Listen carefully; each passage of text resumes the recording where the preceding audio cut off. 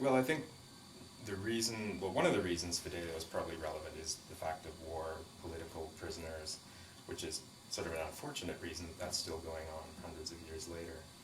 Um, but the whole idea of someone's love for another and what Leonora goes through to save Florestan, um, that's actually in many operas, I think, but none quite like Fidelio.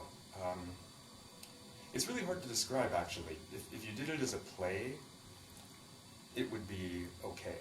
But with Beethoven's music, it's incredible. I mean, many different moments, like when her aria with the horn, his aria when he wakes up and he's been this prisoner, probably wrongly accused, what he's gone through, and all of that emotion is in Beethoven's music. It's interesting that Fidelio was actually the first piece broadcast nationally in the States on NBC, with the NBC Orchestra in Toscanini in 1944. So when you think of all the operas that had been written at that time that could have been chosen for that honor, it was actually Fidelio. Obviously Beethoven was very political and anti-Napoleon, and I think Toscanini felt that he would have been against Hitler and Mussolini and those sort of things as well, which is why they chose it. There's a sense of hope, of love, all of that in the music, which is really, really great. That's one reason it's relevant.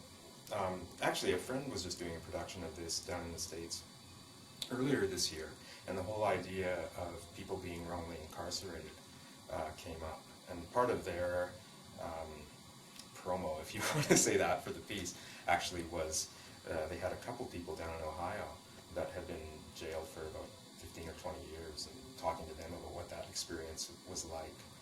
It's hard to even imagine, you know? There's also the element of great music, and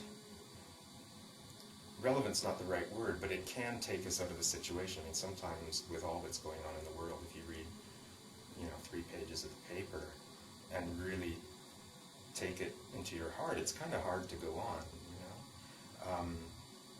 But there's a sense of hope in things of beauty, which I think certainly what Beethoven was going for.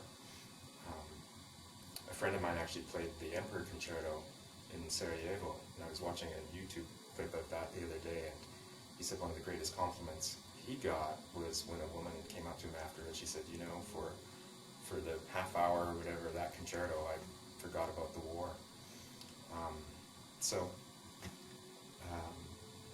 Beethoven's an incredible composer. It's the only opera he wrote, but we know his symphonies, which are unbelievably varied and dramatic, his concerti, all of the other pieces. He wrote some songs for the voice, but the fact that he only wrote one opera is interesting. He revised it many, many times. I think there were 4 different overtures for it until he got something that he really loved. But it's really a masterpiece, and I think people will be very excited by it.